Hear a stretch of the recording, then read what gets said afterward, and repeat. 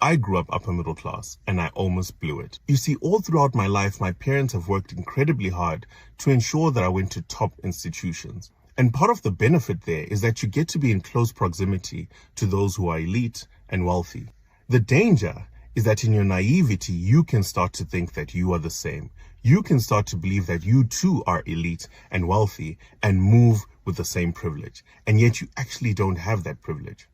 You see, when you go to a school where your classmate gets an elephant for their birthday, you start to think that, hey, maybe I can coast through life the same way my friend is doing.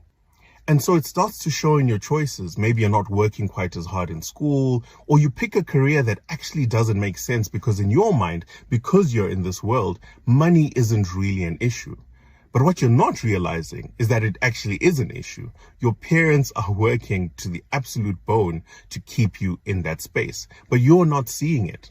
Inversely, the other thing that happens is you start to lack the grit and tenacity that those from less privileged backgrounds might possess. And so ultimately you get into adulthood and it's a shock experience because now your parents actually can't phone XYZ and say, hey, why don't you give him a job? Take him in, make him an intern. Could he be your manager? They don't have that same power. And on the flip side, your life has been so soft that you don't then have the skills to go out into the world on your own and try to make a plan the way the kid who didn't grow up with everything you had is probably doing right now.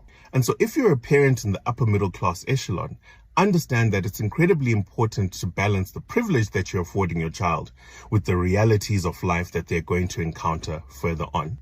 And if you are part of those kids who grew up in the upper middle class and are sort of feeling lost, understand that it's not your fault, but it is up to you to start to turn the ship around.